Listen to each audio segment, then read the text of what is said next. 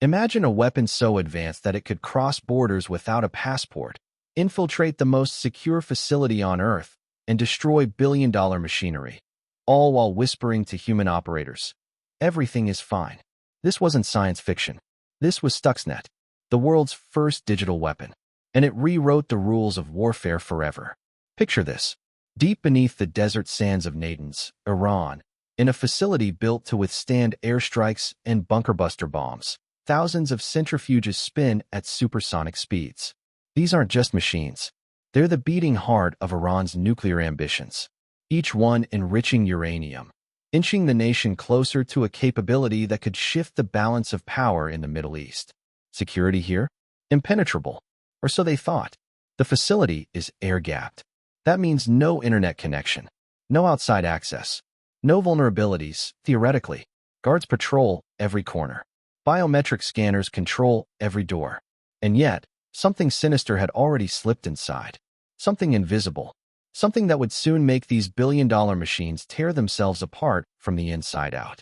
This is the story of Operation Olympic Games, the most sophisticated cyberattack in human history. A digital ghost written in code by two of the most powerful intelligence agencies on the planet. And today, you're going to learn how they pulled it off, and why the world has never been the same since. What you're about to hear sounds like it came straight out of a Hollywood thriller, but every word is true, and it's documented. By the end of this video, you're going to understand how a tiny piece of malicious code infiltrated one of the most secure facilities in the world, how it sabotaged Iran's nuclear program without firing a single bullet, and how it opened Pandora's box for a new era of cyber warfare that we're still living in today. You'll learn about the digital fingerprints left behind, the genius engineering that made this attack possible, and the chilling implications of what happens when nations wage war not with missiles, but with code. And here's the thing most people don't know. Stuxnet wasn't just targeting Iran. It escaped. It infected computers worldwide. And the techniques it pioneered are now in the hands of hackers, criminals, and hostile governments everywhere. So buckle up. This is the untold story of the virus that changed everything. Let's rewind to June 2010. Security researchers at a small Belarusian antivirus company called Virus Blockade noticed something strange. Computers in Iran were crashing. Not just a few, thousands. And the pattern didn't make sense. At first, it looked like a typical computer worm. Annoying, but manageable. But as they dug deeper, they realized this was something entirely different. This wasn't some teenage hacker's pet project. This was a precision-engineered cyber weapon, unlike anything the world had ever seen. The code was massive, over 15,000 lines. To put that in perspective, most viruses at the time were a few hundred lines at most. This thing was a digital beast. Complex, layered, and designed with one singular purpose: destruction. But here's where it gets truly terrifying. Stuxnet didn't want to steal data. It didn't want to ransom your files. It didn't even want to spy on you. It wanted to physically destroy machines. Real, tangible, industrial equipment. And it succeeded. Researchers named it Stuxnet, based on keywords hidden in its code. But what they were really looking at was the world's first cyber weapon designed to cross from the digital world into the physical one. It was a bridge between ones and zeros and real-world devastation. And the target? Iran's nuclear program. Specifically, the Natanz uranium enrichment facility. Now, here's the mystery that hooked the entire cybersecurity world. How does a virus infect a facility with no internet connection? How do you hack something that's completely isolated from the outside world? That's the genius of Stuxnet. And that's what we're about to uncover. Air-gapped systems are supposed to be unhackable. If a computer isn't connected to the internet, it can't be infected remotely. Simple, right? Not for the architects of Stuxnet. Here's how they did it. And trust me, this is where the story gets truly diabolical. Stuxnet spread through infected USB drives. Yes, those little thumb drives you probably have sitting in a drawer somewhere. Someone, likely an insider, unknowingly or otherwise, plugged an infected USB stick into a computer connected to the Natanz network. And just like that, the virus was inside. But that was just step one. Once inside, Stuxnet began to spread. But not recklessly. It was selective, calculating. It searched for a very specific target, Siemens Step 7 software. This is the industrial control software used to program and manage the centrifuges at Natanz. Think of it as the brain that tells the centrifuges how fast to spin, when to stop, and how to operate safely. Stuxnet wanted to hijack that brain. And here's the kicker. To do this, Stuxnet exploited not one, not two, but 4 zero-day vulnerabilities in Windows. A zero-day is a security flaw that's unknown to the software maker, meaning there's no patch, no defense. Finding one zero-day is rare. Using 4 in a single attack? That's the hallmark of a nation-state operation with virtually unlimited resources. But the most chilling part? Stuxnet had stolen digital certificates. These are essentially trusted signatures that tell your computer, hey, this software is legitimate. Let it run. Stuxnet used stolen certificates from reputable tech companies like Realtek and J-Micron to disguise itself as harmless software. Your computer's security system would see Stuxnet and think, nothing to see here. Approved. So now Stuxnet was inside the facility, invisible to antivirus software, spreading silently through the network, searching for its prey. And when it found it, that's when the real nightmare began. Centrifuges are delicate machines. Incredibly delicate. They spin uranium hexafluoride gas at speeds of up to 100,000 rotations per minute to separate uranium isotopes. To put that in perspective, that's faster than a Formula One engine at full throttle. At those speeds, even the tiniest imbalance can be catastrophic. A vibration, a wobble, a sudden change in speed. Any of these things can cause a centrifuge to tear itself apart in a violent, destructive failure. Stuxnet knew this. Here's what it did. Once Stuxnet infected the Siemens controllers, it didn't immediately attack. It watched. It learned. It recorded normal operations for weeks, observing how the centrifuges were supposed to behave. Then it struck. Stuxnet began sending commands to the centrifuges, telling them to speed up and slow down erratically. Rapid acceleration. Sudden deceleration. Over and over again. This put enormous stress on the machines, far beyond what they were designed to handle. But here's the truly sinister part. While Stuxnet was sabotaging the centrifuges, it was also feeding false data to the monitoring systems. The human operators in the control room? They saw everything as normal. Green lights across the board. Stable rotations.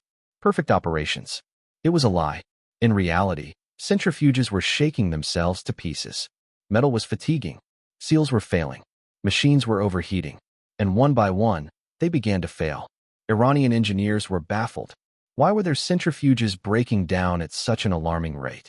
They checked the equipment. They replaced parts. They trained new operators. But the failures kept happening, and they had no idea why. By the time the attack was fully uncovered, Stuxnet had destroyed approximately 1,000 centrifuges. That's nearly 20% of Iran's enrichment capacity at Natanz. And it set their nuclear program back by an estimated 18 to 24 months. All without a single bomb. A single soldier. A single shot fired. This was warfare in the 21st century. And the world was watching. When cybersecurity researchers finally got their hands on Stuxnet and began reverse engineering it, they were stunned. This wasn't just sophisticated. It was unprecedented. The code was beautiful in a terrifying way. Modular. Efficient. Ruthlessly optimized. Whoever wrote this had resources, time, and expertise far beyond what any criminal hacking group could muster. And then they found the clues. Hidden deep in the code were references that sent chills down the spines of analysts. One string of text included the word murtis, which some researchers speculated was a reference to the Hebrew word for Esther. In the biblical story, Esther helped save the Jewish people from a Persian plot to destroy them. Persia, of course, is modern-day Iran. Coincidence? Unlikely. Another clue. Stuxnet was designed to activate on a very specific date in some scenarios. The numbers pointed to significant dates in Iranian and Israeli history. Again, breadcrumbs pointing toward state actors. But the biggest smoking gun? The sheer scale and complexity of the operation. Experts estimated that developing Stuxnet required a team of highly skilled programmers, intelligence operatives, and engineers working together for months, possibly years. The cost? Likely in the tens of millions of dollars. Only a handful of nations had the capability, the motive, and the resources to pull this off. And all the evidence pointed to two in particular, the United States and Israel. Though neither government has officially admitted involvement, investigative journalists, whistleblowers, and leaked documents have all but confirmed what everyone in the cybersecurity world already knew. This was Operation Olympic Games, a joint covert operation authorized at the highest levels of government. The goal? Slow down Iran's nuclear ambitions without resorting to military strikes that could ignite a regional war. And it worked. For a time. But here's the problem with unleashing a digital weapon. You can't control where it goes. Stuxnet was designed to spread through networks to reach its target. But once it was out in the wild, it didn't just stop at Natanz. It spread. Globally. Computers in India, Indonesia, Pakistan, and dozens of other countries started getting infected. Most of these infections were harmless. Stuxnet wasn't interested in your laptop or your office computer. It was hunting for very specific Siemens industrial systems. But the fact that it was spreading uncontrollably raised alarm bells. This was the first time the world witnessed a nation-state cyber weapon escaping into the wild. And it set a dangerous precedent. Because once Stuxnet's code was out there, analyzed and dissected by researchers, it became a blueprint. Hackers, criminal groups, and hostile governments could now study its techniques. The zero-day exploits, the stolen certificates, the way it manipulated industrial systems. And sure enough, variants began to appear. Malware like Duku, Flame, and later, even more destructive tools like NotPetya and WannaCry borrowed concepts pioneered by Stuxnet. The genie was out of the bottle, and there was no putting it back.